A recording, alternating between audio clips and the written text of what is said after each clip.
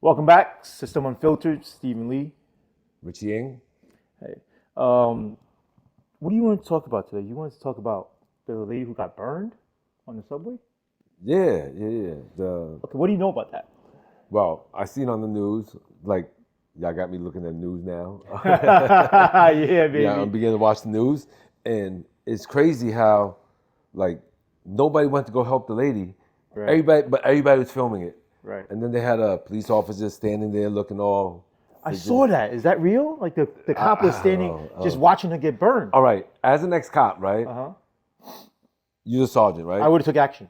Okay, no, but you're a sergeant, Uh right? huh. So what kind of repercussions does this guy have for just standing there like lollygagging? It depends what his excuse was.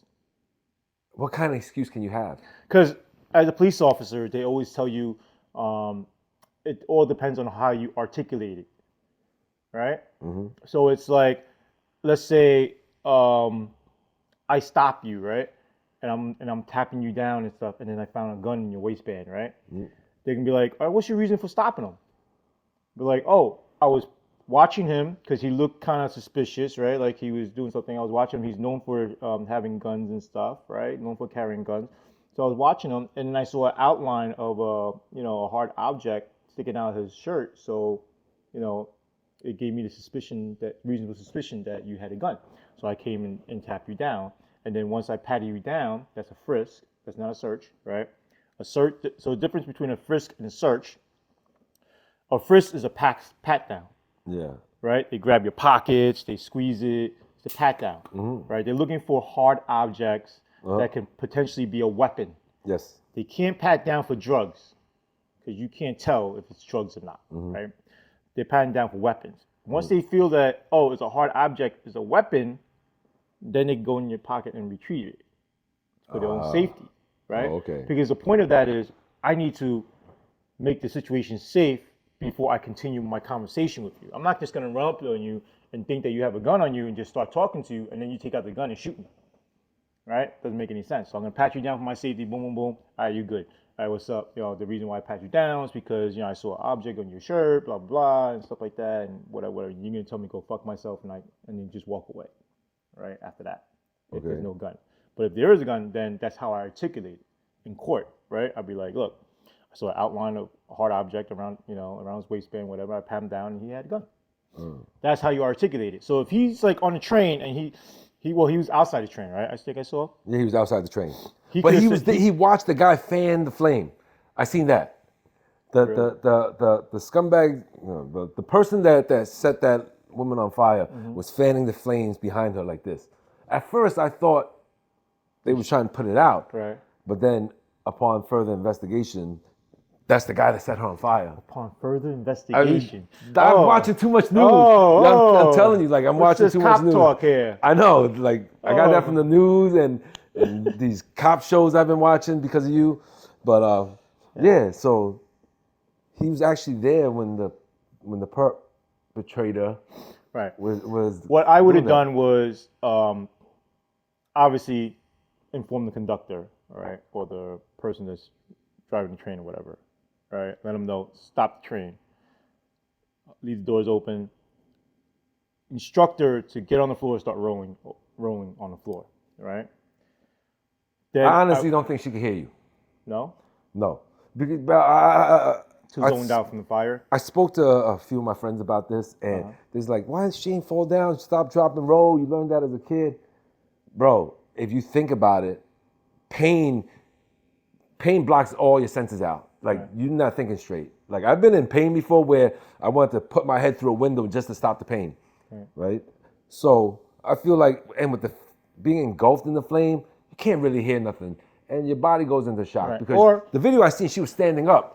But every few seconds, I don't know if they was manipulating the video. It looked like she was taking a step back, like rocking, like she was still alive. You know what I'm saying? So it was very. I would have instructed her, get on the floor, start rolling around, roll on the floor. And if she doesn't listen to me, I'll take off my jacket or whatever and just try to smother the fire.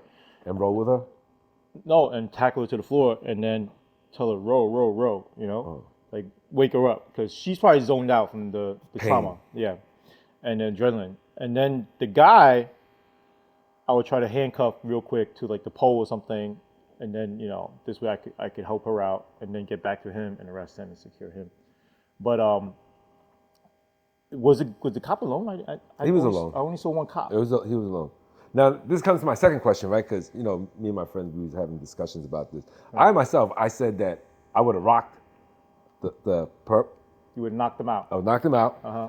Then I would have smothered the lady in flames. Yeah, you could do that. Right? You could do that too.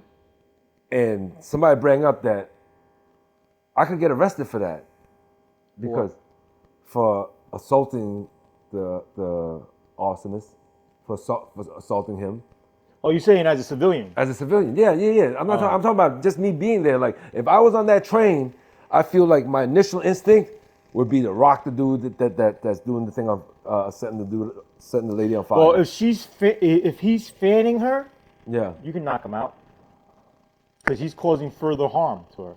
What if he's like trying to get away, and I chase him down and rock him? You could restrain him. But I can't. You could. Again, it's all on how you articulate it, right? What's your intention?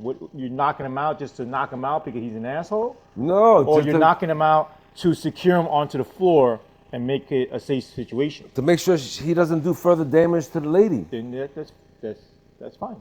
Oh, okay. That's the only reason. That's fine. Yeah. I would have done something to secure that guy on the train, right? I'll probably ask a civilian to help me, like, yo, watch that guy, make sure he doesn't go nowhere, right? Mm-hmm. And then like the civilians will end up like holding him down, right?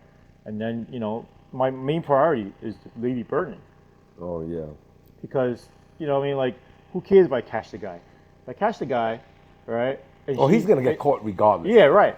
Exactly. You can always catch him another time. There's so many people recording and stuff yeah. like that. He's gonna get like you see like he got caught now. Yeah. Yeah. He's gonna get caught eventually. My main priority is trying to keep the person alive, trying to keep the person safe. You know what? So let me ask you this: as being part of law enforcement and stuff like that, with so many allegations of police brutality and misconduct and stuff like that, with the surveillance that we have now, right? Mm-hmm. Where you could do something and no matter what, they're gonna find you. All they gotta do is backtrack cameras, angles, and stuff like that. Right. I know that from my case from 10 years ago, 5-6 years ago. So law enforcement can be there just to assist the people that's in danger and not apprehend, because when you apprehend them, doesn't it cause more problems, like the high-speed car chases and innocent bystanders getting caught in the crossfire? Wouldn't it be safer to just let them go and just go back to the videos and find them that way? I'm just asking. That's reactive policing. That's not proactive policing. Oh, right? Okay. I always get reactively policed. To me, the ideal cop is somebody who reacts towards crime happening and also tries to prevent crime from happening. Right, which is a little harder. Meaning, like, I see somebody walking up and they look suspicious, and it's like, this guy's up to something, and you watch him and you investigate and you find out that he's like trying to kill somebody or whatever, right? Mm-hmm. Then you stop and you arrest him before he commits the crime. As far as like high-speed chasing and stuff, NYPD policy is no pursuit. Really? That's NYPD policy. So why are they always chasing people? It's not a law. It's not a law that we can't pursue. It's just that we are trained like me as a supervisor, right? Like as a sergeant. Whenever we were trained, whenever there's like a car chase or whatever, we tell them, do not pursue. Do not pursue. Don't chase. Don't chase. That makes sense. Yeah, because it's a city area, right? Depends where you are. One, right? It's a city area. More people might get hurt because of it. Because they don't care when they're running away. They go down one-way streets. They go on the sidewalk. They don't care. Yeah. And it end up hurting somebody else. Especially when it's for a petty crime. Because sometimes they chase them just because they stop them in a car stop for like, I don't know, like busted taillight. Busted taillight, failed turn signal, no seatbelt, cell phone, whatever. They stop them and then they like, fuck you, and they take off. All right? And then the cops get their feelings hurt and they hop in the car and they start chasing. right? I would try to follow the guy, right? Put it over the radio, whatever, and then once the guy, like, get the license plates and stuff like that. If you could safely follow the person, that's fine. Following the person is fine, all right? If you're gonna chase and go down one-way streets and onto the fucking sidewalk and all that shit, no, cut it off. Cut the chase off. We'll put it over the air, and we'll do it more strategically because there's only one of them, and there's like hundreds of us. Yeah. But if they Not know even, that, thousands. all right, I'm gonna play the devil's advocate because I don't condone this type of behavior. But if me as a criminal, knowing that y'all can't pursue me if I jump up on the sidewalk, every time I feel like I'm being cornered in, I jump on the sidewalk and y'all all gotta back away. Doesn't mean we have to back away. We just won't chase you onto the sidewalk. You know what I mean? Like, let's say I say call the pursuit. Fine. Yo, let me get a unit on the next street ahead. Let me get a unit over here. Let me get a unit over here. Oh, yeah, because y'all got like unlimited resources. Right. Alert the next precinct. Right? And if it's for a serious crime, why you stop him? What's he wanted for? And they go, oh, for a gun. Okay, let me get aviation up. Let me get aviation. Let me get the next precinct. Notify, like, whatever. Yo. For a gun charge? For a gun, yeah. Y'all send a helicopter in the sky for a fucking gun charge? Yeah, because it could eventually be murder. Well, I guess you're right. I mean, or robbery or whatever. Yeah, for a gun, yeah, why not? Well, I guess my view on the level of severity for crimes is a little warped and different. What is your severity of crimes? Okay, like because I was trained during the broken windows era, right? Mm-hmm. Which means like petty crimes need to be enforced in order to stop bigger crimes. Yeah. Okay. Well, for me, like, my view of the crimes is like severe crimes that, like murder, rape, arson, armed robbery. These are like serious crimes that I feel like police should pursue, right? Okay. But like jaywalking and drug possession, gun charge, weapon charge, like unless you use it, if you just get caught with it, I mean, it's not really that serious, is it? Again, my views are warped because of where I grew up at and the way we look at like, okay. Because all right, let's just say when you go to jail, right, and somebody asks you, yo, what you got locked up for? Oh, you got me for a body or robbery. You're like, all right. Go in there and you be like, yo, what you got locked? What you in here for? And gun charge. A gun charge? Are you fucking serious? Like, we don't look at it like. What about me? I was in here for assault 3. Well, you my boy, so I'm not gonna tell you what I would say. You know what I mean? But like assault what 3. What did you say? Assault 3. What the fuck you doing in here? Exactly. What you doing in my unit? But that's what they were all saying. But here's the thing, though, right?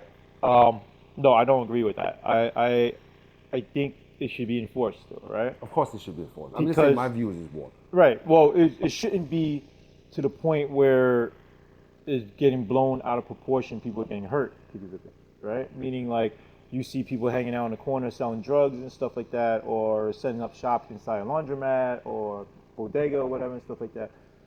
There's ways to do it because you know where the operation is, right? You know who the players are. You could coordinate and take it down smoothly, right? Mm-hmm. But it should be taken down still. Somebody just holding a gun on them, yeah, of course they should be arrested. Because if they know that they're not going to be arrested for it, then everybody's going to be no. I don't mean they shouldn't be arrested for it. They should be arrested for it. But I just don't think that it warrants sending a helicopter in the sky for a gun charge. If a person is running away, and like you saw a gun on the person, and the person drives away, and like they're trying to get away, yeah, of course, why not? Let me ask you this, right? When you have to send a helicopter up to apprehend a perp. Perp. Wow. I gotta stop watching these shows. Yo, perp. Yo, I gotta stop watching these shows. Using the vocabulary now. What's going on? When they arrest the dude, right, and they find him guilty, will they give him a surcharge for the gas fee, for the helicopter, and the extra? No, they won't, right? No. They won't give him restitution for that, right? No. All right. There's a fund. There's a victim compensation fund. Oh, I a know. lot of people don't know about this. I know right? about that. Whereas, like, you know, if you get robbed or you're a victim of a crime or like your door gets broken down, stuff like that, you could contact them and they'll reimburse you for it. I think it's up to a certain amount of money. I know, because everybody that's convicted of a felony in New York State, you have to pay a victim crime fee. And altogether, the fees come up to like $300 something. Okay. And they're going to collect that from you. Because if you get money sent to you, they'll take half of it until it's paid off. The commissary. Yeah, if people mail money into you. And if you work in there, they'll take, I think, 20% of whatever you make until you pay it off. You're gonna pay that off. That surcharge, you're gonna pay it off. They have it mapped out where even if you're idle and you don't work, you still get, I think idle pay was like 7.5 cents an hour for 30 hours every week. For 30 hours every week, if you don't do nothing, you get 7.5 cents an hour for 30 hours per week. 7.5 cents. Yes. So I guess they do that because if you have a surcharge, that means you're up north. So you're gonna do at least a little over a year. I guess they mapped it out where you can actually pay for your surcharge from just your Seven state and pay. a half cents. I don't know. You don't even get a dime No, an hour. no, because if you a dime would be like not unassigned. You're a porter. If your job is a porter, like that's a fancy term for janitor, you get 10 cents an hour. If you go to school, you get 15.5 cents an hour. If you go to school for a long time, meaning like you're still in school after like 2 years, then you get like, they reward you apparently. You get like 17 cents an hour for going to school. And those are the grades, grade 1, grade 2, grade 3, grade 4, that's the regular pay. And I guess, and if you're a teacher's aide or a clerk or any of the clerical jobs that need a GED, then you get 25 cents an hour. But the most hours you can get a week is 30 hours. So you do the math. The highest pay was you get like $15.50 every 2 weeks. So it's not a lot. No, It's definitely not a lot. All right, so back to the lady on the train, right? Yeah. I think we would react similarly, right? What do you think should happen to this guy? Well, from my understanding, you can't really believe the media because the media blows everything out of proportion and changes the view depending, you know. They said he has mental health issues. They said he was a migrant that was deported before. To my knowledge, if you get deported and you come back to this country, it's automatically 7 years added to whatever sentence you get in the federal time, right? Oh, I didn't know that. Yeah, well, another, I don't know if it's an urban legend or jailhouse myth, but that's what we was told. Like, if you get deported and then you get caught coming back, it's extra 7 years added to whatever you get arrested for or whatever. So no matter what, he's gonna come and go to jail, whether they find him crazy or not, because he was deported before, they said. But his excuse was he was drunk, right? Right. So That's not an excuse. I know. I mean, He's trying to come up with an excuse where he wasn't in the right mind. So it's like kind of like a temporary insanity type of plea, right? yeah, there's none of that in New York State. I personally think I want him to go away to jail, but why are we wasting our money and funds for people that don't even deserve to be in this country? So what do you want to do? Execute him? No, deport him. They're gonna deport him, but before they deport him, they're gonna make him do his bid. They're gonna make him do his time. I know a lot of people that did 20 years, then get deported. Do 30 years, then get deported. Do 2 years and then get deported. Right. They're not gonna just be like, oh, okay, you committed a crime here, but being that you're not a citizen, we're gonna send you back to your country. They're not gonna do that. They're gonna make you go to jail do your time, then send you back. Right. I mean, that's fair. Now you that's say fair. a jailhouse myth, right? Yep. Yo, here's a jailhouse myth that I heard. Actually, the guy I went up when I was going up to visit you with, right? Mm-hmm. He actually mentioned it, and I thought it was kind of crazy, right? He said that there's a law saying that if the U.S. ever gets invaded, they're gonna execute all the prisoners first. Yeah. I heard that too. Yeah? If anybody can do this research, Yo, we was somebody told please verify. it's called Directive 10,000B. I'm not sure. I mean, I've heard about this directive since I first went to prison, right? And it's a directive that says that if the United States is ever invaded, or civil war, or nuclear war, where they need every able-bodied man on the front line, that they will execute all the prisoners, because it would be the humane thing to do, because who's gonna watch us, who's gonna feed us, is better than letting us starve in there. And we're enemy of the state, so they can't put a rifle in our hand and put us on the front line. Because I tried to do that during 9/11. I wrote to the FBI, I wrote to the CIA. Oh, you locked up during that? I was locked up, yeah. I was in Attica. Okay. And I wrote to them, I was like, yo, send me to Iraq. Send me to Iraq. Or Afghan. I'll do it voluntarily. If I make it back, then set me free. If I die there, let me die for my country. I wrote to them, and I swear to God, the CIA wrote me back. FBI didn't write me back. The CIA wrote me back and said, we thank you for your interest, for something for your country, boom, boom, boom. At this time, your service is not required, but your letter will be kept on file, boom, boom, and that's it. Then they fucking, because they open your mail in prison. You're probably being watched by CIA now. No, they open your mail in prison, right? To make sure there's no contraband in there. So everybody in the mailroom read the CIA's answer to me. You know what I'm saying? So what was the reaction to that? They sent a mental health evaluator to come interview me. What did the other prisoners say? Did the other prisoners? No, they didn't know. Oh, okay. No, the guards, like the COs, didn't tell the prisoners. No. I told them. I told the prisoners. I was like, yo, this is what I'm gonna do. I'm volunteer. I'm gonna go to the front line. I'm gonna kill for my country and hopefully get set free. But the mailroom people read it. They forwarded the letter to the sergeant, the watch commander. Next thing you know, I got mental health knocking on my cell. Mr. Ng, are you okay? Yeah, I'm okay. Why? You feeling suicidal? No, I'm not feeling suicidal. Our records show that you volunteered for a suicide mission for the CIA. I said, what the hell? I said, what the hell? I mean, I did write that in the letter. I said, I don't care if it's a suicide mission. I'd rather take my chances. I'd rather take my chances serving the country than to rot in prison, So even if it's a suicide mission, I don't mind. But, yeah, so. At least you're a patriot. Yeah, well, you would die for your country, Honestly, at that time, now, knowing all the good stuff that this country has to offer, yeah, I would. I am a patriot. But at that time, I wasn't a patriot. I just wanted to get out of prison. All right, so country. Question, real quick, right? If there was a war with, that's the top I was at. How did we get on that? Directive 10,000B, New York State. Yeah, somebody looked that up. We're gonna Google that also. We're gonna probably leave it in the comment section or something. Department of Correction, New York State Department of Correction, Directive 10,000B. Like all the directives, the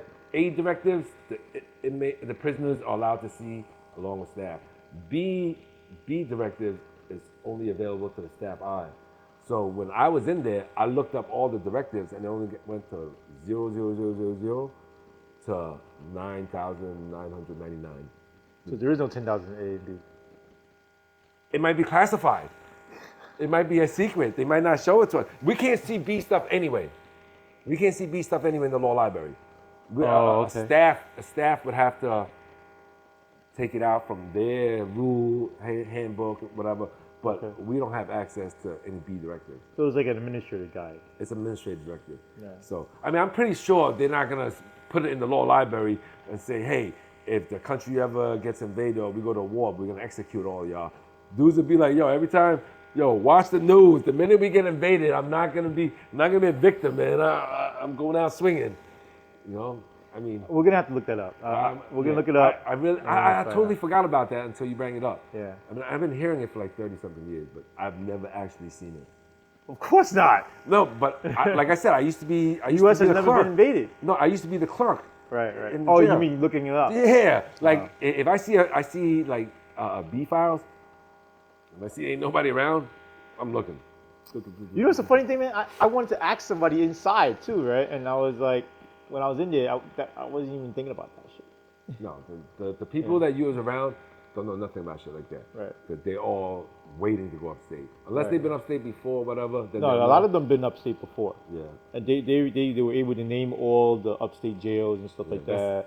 They were like, oh, this jail is known for people who ratted out people and stuff like that, or you only like you're ready to go home if you go to this jail and stuff like that, or like whatever.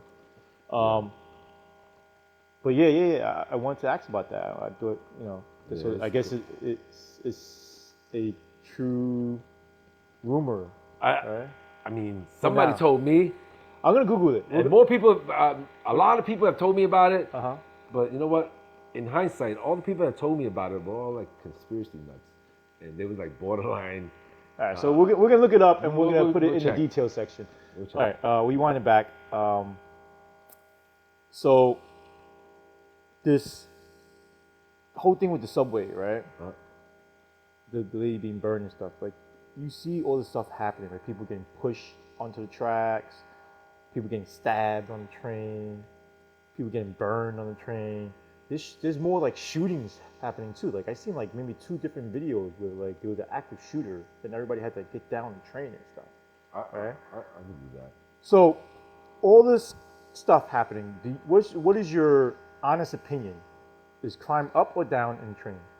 Crime is up on the train. For the simple fact, and it's so random. I think I told you, like somebody tried to pickpocket me on the train one time. Like how long ago was that? Like 2-3 months ago. Really? Wow. Yeah, because I had to go to Manhattan somewhere and I had to make multiple stops for auditions. So I can't drive there. So I took the train. Right. Yeah, I caught the dude trying to fucking go into my pocket during rush hour. Like it's mad crowded. Like I'm not a little dude. Like what kind of guy was it? It was a teenager. Teenager what? 2 teenagers. Were they white, black, Hispanic? African American. Okay. And was the train crowded? Crowded. Very crowded. We was all mushed together and everything. All they saw was my hand. Well, why would they pick you? I don't know. Did you have the jewelry on? But I never take them off because I'm so lazy to put them back on. Because they see all the jewelry. They think, oh, you know, this guy probably got money. Yeah, so he tried to pickpocket me, and then I just grabbed his hand. And what happened? And then his boy fucking headbutt me and chipped my tooth. He headbutt you? Yeah, because I said, yo, what the fuck you doing? And the other dude was like, boom, headbutt me, son. Dropped him. So I grabbed him, and then, you know. And then what happened? The police came. Did they get arrested? I didn't press charges.